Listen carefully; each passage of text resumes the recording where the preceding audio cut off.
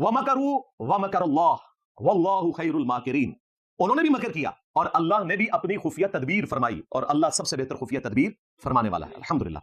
इन्होंने मकर ये किया कि उस शख्स के ऊपर जो तन्हा इस दौर में रसूलुल्लाह सल्लल्लाहु अलैहि वसल्लम की हमियत में खड़ा हुआ और अल्लाह की गैबी मदद आई कि सदियों के फिरके उल्टे के, उसके ऊपर 295 सी लगवा दिया। ये मकर किया ना। और अल्लाह की खुफिया तदबीर देखें, आज फजर की अज़ानें हो रही थी ना, तो लोग अकेडमी की तरफ आ रहे थे, उनको वापस भेजा कि भाई आप अकेडमी में नमाज पढ़ने का बंदोबस्त नहीं, मस्जिदों में जाओ तसल्ली से फिर आना। अभी आप देख लें, इस वक्त अकेडमी में 500 ज्यादा लोग हैं और इससे ज्यादा लोग बाहर हैं। अभी भी लेक्चर का टाइम स्टार्ट होने में 40 मिनट बाकी है। तो इन्होंने तो इस दावत हक के साथ ना चाहते हुए नेकी का मामला कर दिया। ये अल्लाह की खुफिया तदबीर है, अल्हम्दुलिल्लाह। बहरहाल इसका फायदा ये हुआ है कि वो उलमाए किराम जो कल तक मुझे यहूदों ने सारा का एजेंट कहते थे, कादियानियों का एजेंट कहते थे, आज मेरे दिफा में खड़े हैं। सलूट है उनको। और मैंने ये 2 हफ्ते जो डिले किया है वो इस वजह से नहीं किया कि हमें कोई एकेडमी खोलने में मसला था। मैंने अपने कानूनी मामलात प्लस मैं चाह रहा था मैं उन तमाम उलमा से, तमाम सहाफी हज़रात से, तमाम वकला से फोन के ऊपर डिस्कशन करूं, उनका शुक्रिया अदा करूं जो मेरी गैर मौजूदगी में इस दावत हक के साथ खड़े हुए, तमाम मुकाबले फिक्र के। बरेलवी जरा उस तरह सामने नहीं आए डरते हुए, वो जो चंद 1-2-4 सामने आए हैं जिनके व्यूज 3-4 हजार होते हैं, उसमें से भी 4,500 आप लोग होते हैं, या अगर वो 10,000 तक है तो 10,500 आप लोग होते हैं। तो उनके सिवा सब लोग हमारे साथ खड़े थे। देवबंद तो एज ए मकबा फिक्र खड़ा हुआ, अहले तशय्यो एज ए मकबा फिक्र। दुनिया ने देखा था ये मंजर कि देवबंद और अहले तशय्यो जो बिल्कुल 180 डिग्री है, दोनों मेरे साथ खड़े हैं एज ए मकबा फिक्र। उलमा भी, उनके अवाम भी, अहले हदीस की अवाम तो चले खड़ी थी, लेकिन उनके उलमा उतनी जुर्रत नहीं करते इक्का दुक्का के सिवा। लेकिन जो खामोश रहे वो समझ लें कि उन्हें पता था कि ज्यादती हो रही है। तो मैं आज कैमरे के ऊपर भी सबका शुक्रिया अदा करता हूं। अलग से मैंने 100 के करीब लिस्ट बनाई हुई थी डोमिनेंट लोगों की। नाम मैं इसलिए नहीं ले रहा कि फिर एक का भी नाम रह गया तो लोग फिर गिला करते हैं। तो मैं जनरल सबका शुक्रिया अदा करता हूं कि आप लोगों की दुआएं, सोशल मीडिया पे आवाज उठाना, इसकी बरकत से अल्लाह तबारक व तआला ने हमें इस तकलीफ से निजात दी है। इंजीनियर साहब को जमानत मिलने के बाद बहुत से लोग उनके हवाले से ये क्लेम कर रहे थे कि हो सकता है कि रिहाई के बाद उनका भी सॉफ्टवेयर अपडेट कर दिया जाए। इसी हवाले से गुफ्तगू फरमाते हुए इंजीनियर साहब ने यह फरमाया कि इस शर में से सबसे बड़ी खैर ये निकली कि अब कोई शख्स उन पर यह इल्ज़ाम लगाने के काबिल नहीं रहा कि इंजीनियर साहब इस्टेब्लिशमेंट के बंदे हैं।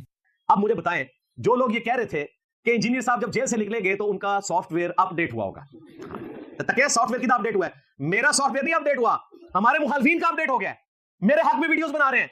कल तक कादियानी कहते थे, आज कह रहे हैं कि नहीं नहीं जनाब वो तो गुस्ताखे रसूल हो ही नहीं सकते। यानी अंदरू में भी मान गए कि मेरा वीसा है ही कोई नहीं, तेरे बाबे थे शायद कोई नहीं। तो मेरा सॉफ्टवेयर अगर अपडेट हुआ तो यही हुआ कि मैं तो पहले से ज्यादा पैशन के साथ खत्म नबूवत सल्लल्लाहु अलैहि वसल्लम के लिए काम कर रहा हूं, अल्हम्दुलिल्लाह। हमारे वो स्टूडेंट्स जो कभी मुझे एस्टेब्लिशमेंट का अलाकार समझते थे वसवसों की वजह से, किसी के कहने के ऊपर, वो स्टूडेंट्स जो कभी वसवसे का शिकार होकर कहते थे कि जी आखिर इंजीनियर साहब को कोई पकड़ता क्यों नहीं है, अगले ने पकड़ा भी है और सब तो बड़ी दफा ठोकी है।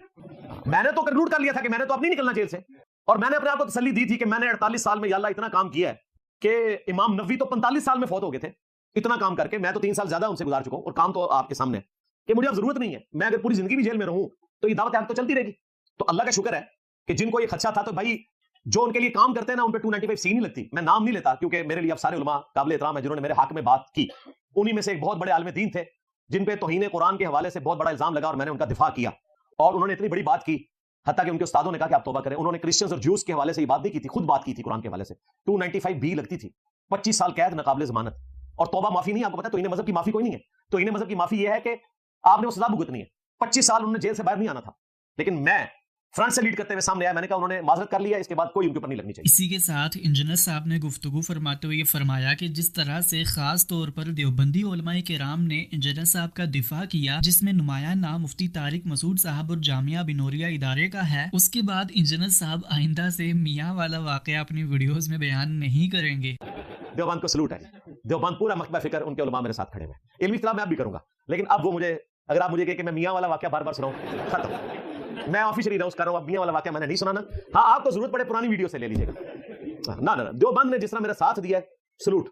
मैंने तो जो बिनोरिया टाउन वाले मुफ्ती साहब हैं, मुफ्ती नईम साहब के रहमहुल्लाह ताला बेटे, उनसे भी मेरी बात हुई तो उन्होंने कहा हमारे मदरसे में 5000 से ज्यादा स्टूडेंट्स पढ़ते हैं 76 मुल्कों के। तो मैंने कहा मुझे सिक्योरिटी इशू ना हो तो मैं आपके मदरसे में आके आपका शुक्रिया अदा करूं। पिछले दिनों उन्होंने गांधी साहब हमारे उस्ताद को विजिट करवाया। इसके बाद अपनी इसी वीडियो के दौरान इंजीनियर साहब ने नाम लिए बगैर मुफ्ती हनीफ कुरैशी साहब से बड़ी शिकायत ये की, उनको इस बात का इल्म था कि इंजीनियर साहब गुस्ताख नहीं हैं, लेकिन उसके बावजूद भी उनका इंजीनियर साहब पर गुस्ताखी का इल्जाम लगाना बड़ी दुख की बात है। तो मैंने कुछ अर्सा पहले आला हजरत के 12 अकीदे वीडियो में रिकॉर्ड करवाया था उन मौलवियों के लिए जो कहते थे कि इंजीनियर, खुद चैलेंज किया।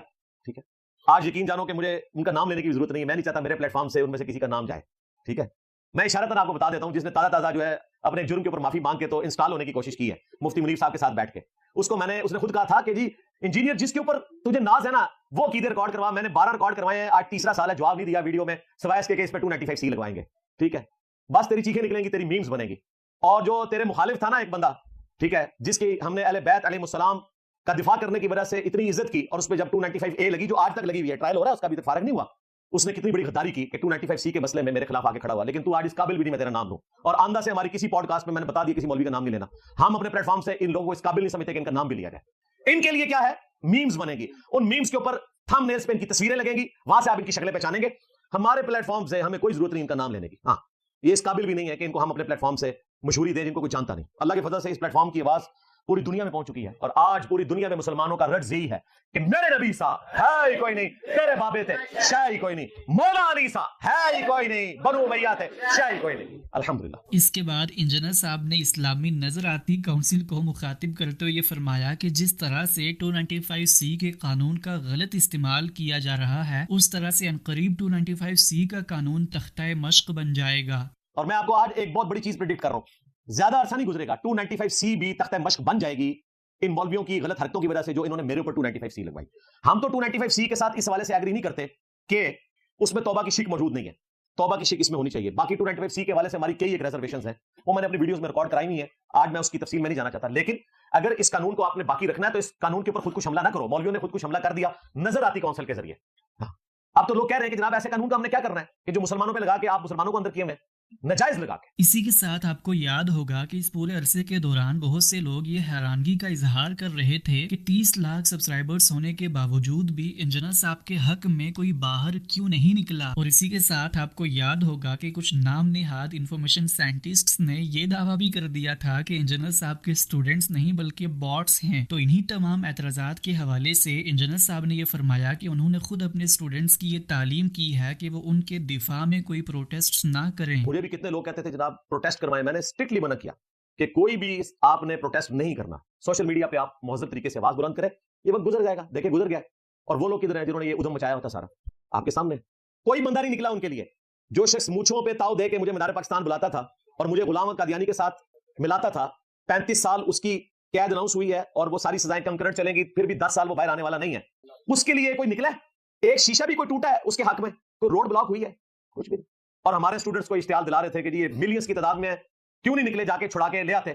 ایک گیا تھا مرد مجاہد حافظ طاہر ایوبی, چھڑا کے لے آئے.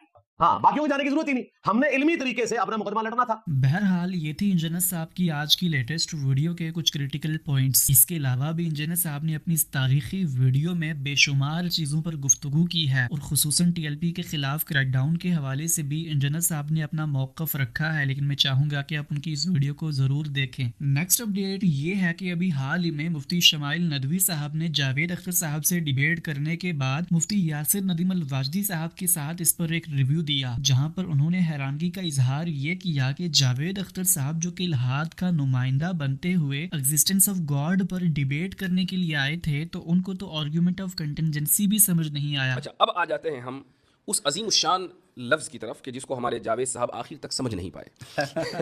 کنٹینجنسی. جی ہاں, کنٹینجنسی. کہیں میں نے وارن کر رہا ہوں کہ کہیں لوگ جاوید صاحب کی چڑ نہ رکھ دیں کنٹینجنسی, ان کے ہاں نیچے جا کے ٹویٹر کے اوپر یہ لفظ ٹائپ نہ کرنے لگیں. یعنی میں انکریج نہیں کر رہا ہوں, please don't take me wrong, لیکن ایسا ہو سکتا ہے. اس کی وجہ یہ ہے کہ یعنی ایک بہت ہی معمولی آرگیومنٹ, معمولی ان دا سینس کہ تمام داعین جو اس میدان میں کام کر رہے ہیں, جتنے بھی دعات ہیں یا جو ڈیبیٹس کرتے ہیں, جن کو ان موضوعات سے دلچسپی ہے, چاہے وہ اس طرف کے ہوں یا اس طرف کے, یعنی وہ مسلمان ہوں یا غیر مسلم ہوں, وہ آرگیومنٹ آف کنٹینجنسی سے واقف ہیں. جی, آپ ایک نہ بڑا چہرہ ہیں الحاد کا اس ملک میں, اور آپ ڈیبیٹ کرنے کے لیے آئے ہیں, اور نیشنل پلیٹ فارم کے اوپر ڈیبیٹ کرنے کے لیے آئے ہیں, راجدھانی سے وہ میں ڈیبیٹ ہو رہی ہے, اور آپ یہ نہیں سمجھ پا رہے ہیں کہ آرگیومنٹ آف کنٹینجنسی ہوتا کیا ہے. جبکہ ایکسپلین کیا گیا کئی مرتبہ اردو میں بھی اور ہر طریقے سے, آپ نے بھی کھڑے ہو کر سوال کیا ان سے اور انفینٹ ریگریس کو سمجھانے کی کوشش کی, لیکن اس کے بعد بھی نہیں سمجھ سکے. بڑا تعجب ہے. میں سمجھتا ہوں کہ اب جس عمر میں وہ پہنچ گئے ہیں, جیسے اب ظاہر ہے ایتھیسٹک ورلڈ ویو الگ ہے, ہمارے ورلڈ ویو میں جب اس عمر کے میں کوئی پہنچ جائے اور دیندار ہوں تو ہم پھر ان کو کہتے ہیں کہ گوشہ نشینی اختیار کرتے ہیں وہ حضرات, اور دعا کرتے ہیں, ان سے دعا کی درخواست کرتے ہیں. اب انہیں اپنے ورلڈ ویو میں گوشہ نشین بن جانا چاہیے. اب جو ہے وہ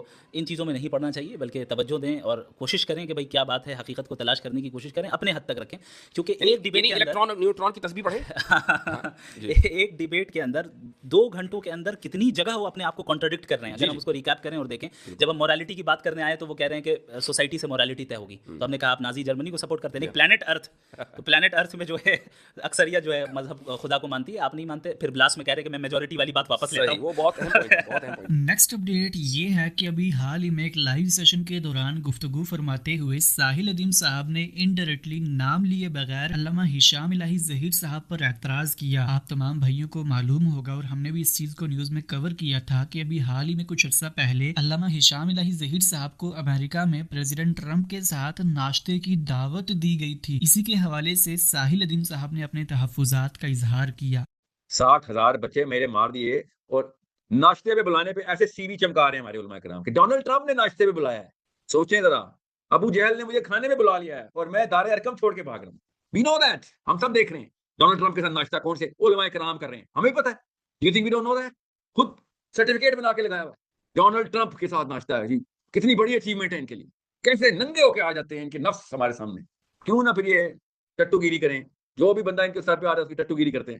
اور یہ دیکھو یہ اسلام کے علماء کرام جا کے ناشتے کر رہے ہیں ادھر بیٹھ کے اور دنیا کو بتا رہے ہیں ڈونلڈ ٹرمپ ناشتے پہ بلا لیا ہمیں, ہم اتنی اونچی چیز ہو گئے ہیں.